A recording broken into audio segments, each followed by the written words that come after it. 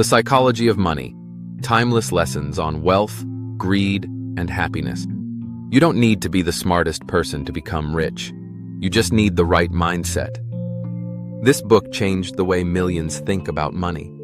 And today, it might change yours too. This book teaches that money is not only math. It is also about feelings, habits, choices, fear, hope, and how we think about life.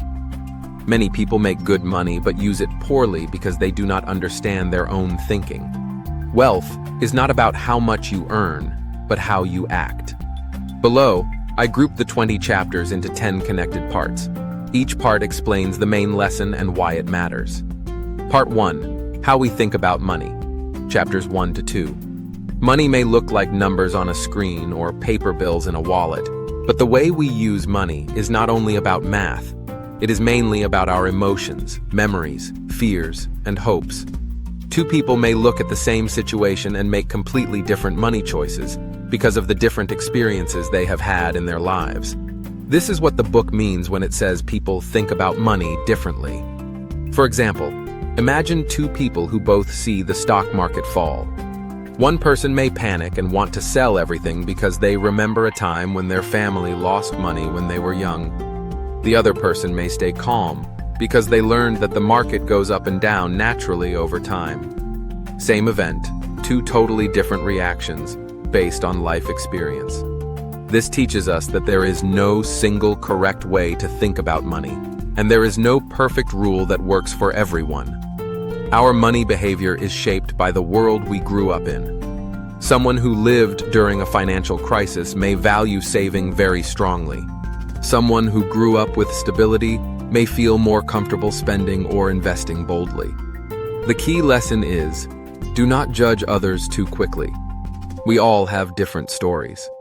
When we understand our own story, we can make better choices.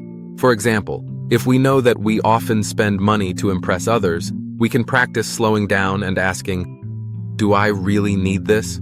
Or am I trying to prove something?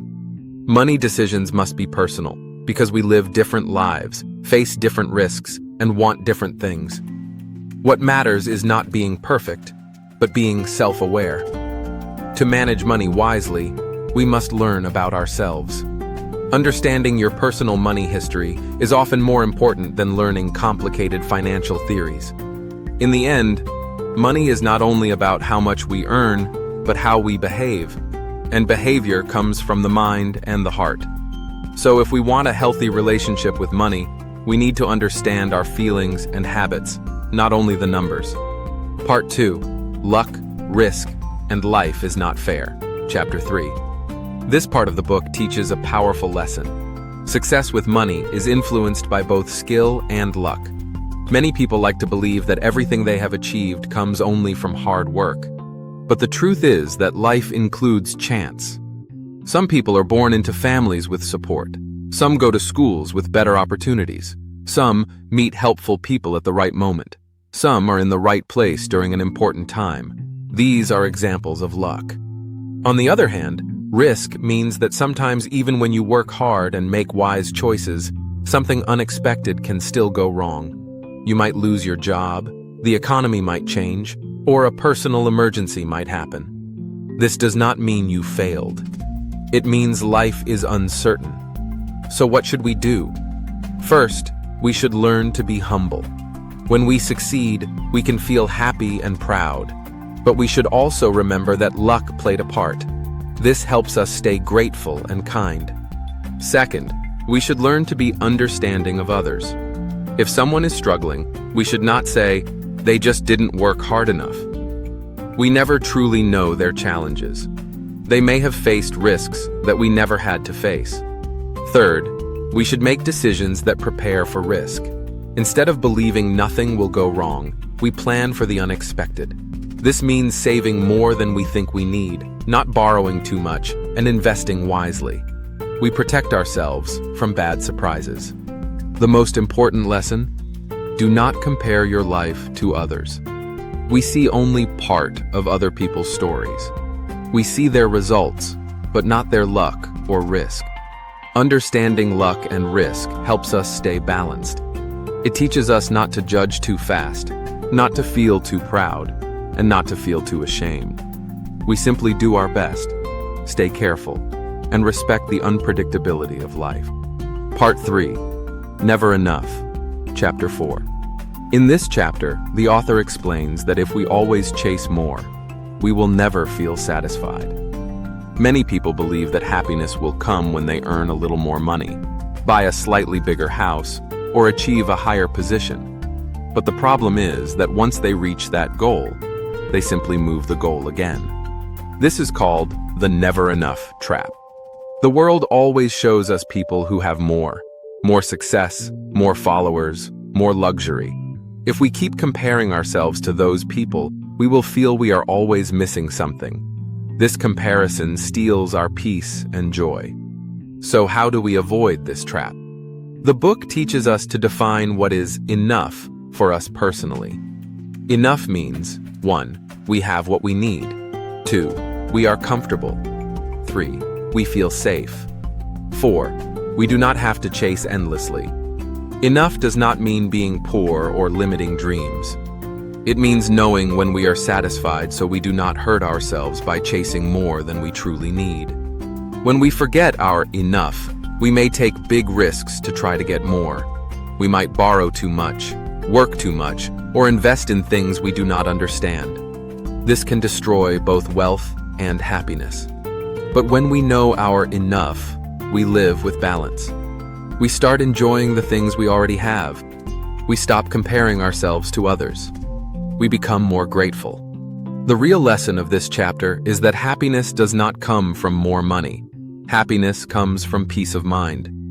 And peace of mind comes from knowing that what we have is already enough to live well. Part 4. Saving is more important than income, chapters 5-7. Many people think the key to becoming wealthy is to earn a lot of money. But this book teaches that wealth does not actually come from income alone. It comes from saving and spending less than you earn. Even someone who earns a high salary can become poor if they spend too much. And someone who earns a normal income can slowly become wealthy if they save consistently. Saving money is not only about having extra money left over after spending. Saving is a mindset. It means choosing not to spend everything just because other people spend. It means caring more about your future than about impressing others today. In the world today, people often feel pressure to show success through material things: a new phone, fancy clothes, a car, or vacations. But the book explains something important. Real wealth is what you do not see. The money sitting in your bank or investments is invisible to others, and that is okay. Wealth should be quiet, not loud. When you save, you are not just collecting money. You are building freedom. Freedom means having the ability to make choices. For example, if you save enough, one day you can choose to rest, change jobs, take care of family, start a new hobby, or follow a dream. Money gives freedom when we use it wisely. Another important lesson is, you do not need a special reason to save. Some people think, I will save only when I have a goal, like buying a house. But life is unpredictable. Emergencies happen. Opportunities also appear suddenly. Saving gives us strength and flexibility. Finally, we learn that saving is within our control. It does not depend on luck, the economy, or what others do. Everyone can save something, even a tiny amount. Small savings, repeated over time, become powerful. So the lesson from this part is clear. Do not focus only on earning more. Focus on keeping more. Saving is the foundation that supports everything else in life. Part 5. The Power of Compounding. Chapter 8. This part explains one of the most powerful forces in building wealth: compounding. Compounding means your money can grow bigger because it earns profits, and then those profits also begin to earn profits. It is like a snowball rolling down a hill. At first, the snowball is small, but as it keeps rolling, it becomes larger and larger. For example, if you save a small amount of money and invest it, it may grow slowly in the beginning. It may feel like almost nothing is changing. But if you keep saving and give your money enough time, the growth becomes faster. Time is the key. The book gives the famous example of Warren Buffett. He is one of the richest investors in the world. But the surprising secret to his success is not only skill, it is time. He started investing when he was young, and he continued for many decades. His wealth grew slowly at first, but later it grew extremely fast because of compounding. This teaches us something very important. You do not need to be a genius to build wealth. You just need patience. The biggest mistake many people make is giving up too early. They want quick results. They get worried when they don't see fast growth. They switch investments too often, or they spend their money before it has time to grow. Compounding only works when we stay consistent and do not interrupt the process. Compounding is like planting a tree. At first, the tree is small and grows slowly. But if you water it, protect it, and give it sunlight, it will grow strong and provide shade for many years. The main idea is 1. Start small. 2. Start early. 3. Do not stop. 4. Even small steps matter when you repeat them over time. Compounding is not magic. It is the reward for being patient. Part 6. Freedom is the real wealth, chapters 9 to 10. This part teaches that the true goal of money is not luxury, fame, or status. The most valuable thing money can give you is freedom. Freedom means having control over your own time, your choices, and your life. Many people work long hours at jobs they do not enjoy because they need the income to pay bills. But when we have savings and wise financial habits, we gain more room to decide what we want to do. Even a little bit of savings can reduce stress because it gives us options.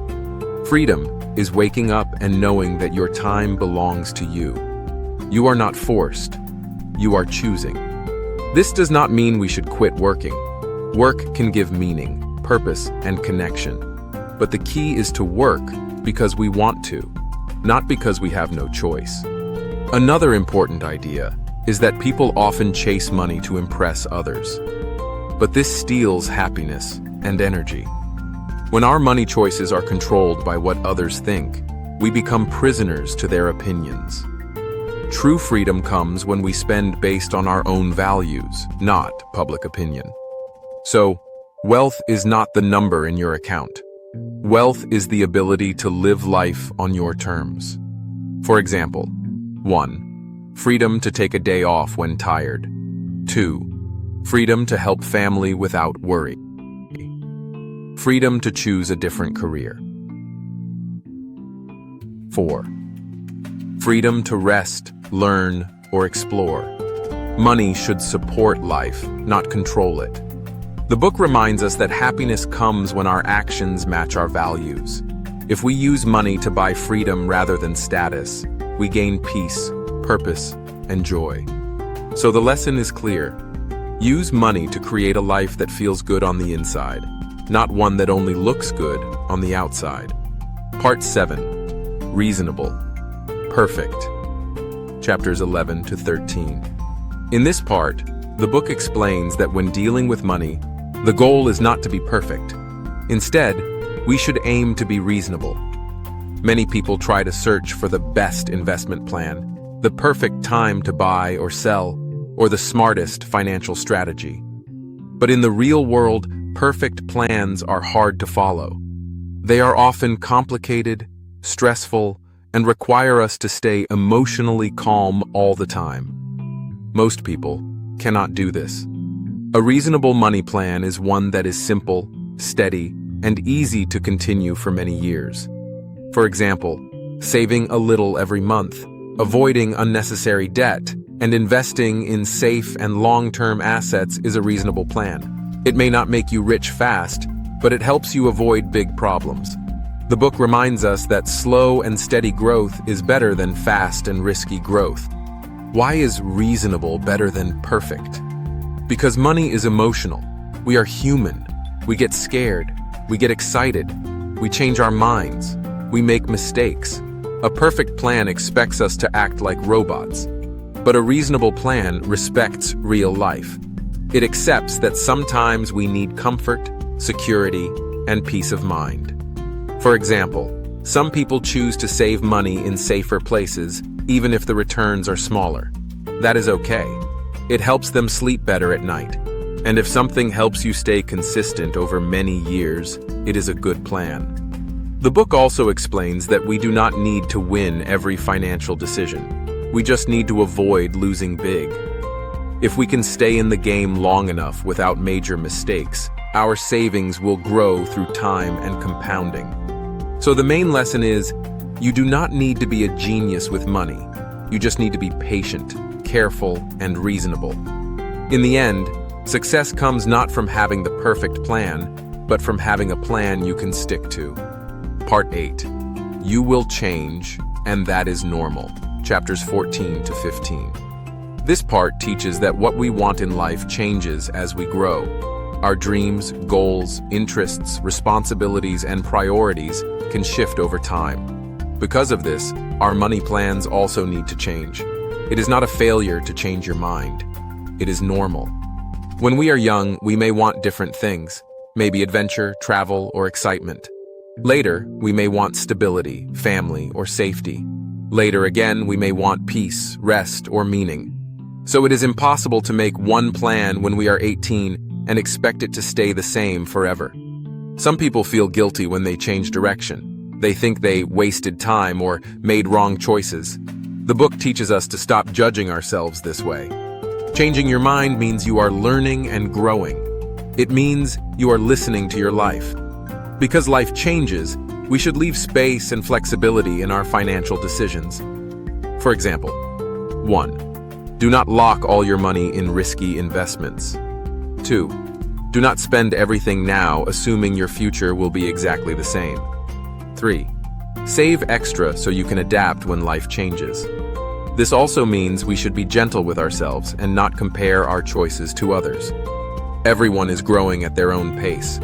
Everyone changes differently. The book reminds us to think about the future with kindness and curiosity, not fear. Instead of asking, what if my future changes and everything goes wrong? Ask, how can I build a life where I have the freedom to change when I need to? The lesson is, life is not fixed. You are not fixed. So money choices must support growth, not trap us in the past. A wise financial plan gives us room to move, learn, and become new versions of ourselves as life continues.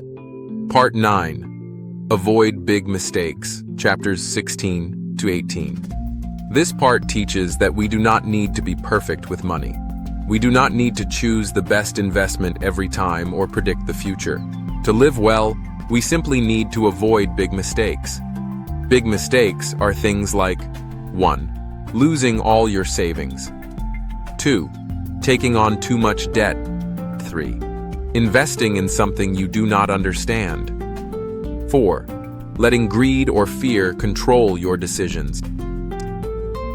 These mistakes can destroy years of progress. The book explains that protecting yourself is more important than maximizing profit. It is better to grow slowly and safely than to grow fast and risk everything. The book also teaches that survival is a goal by itself. If you protect your money and stay invested long enough, compounding will eventually work in your favor. Time is your friend. But if you lose everything, you lose time, and you must start again from zero.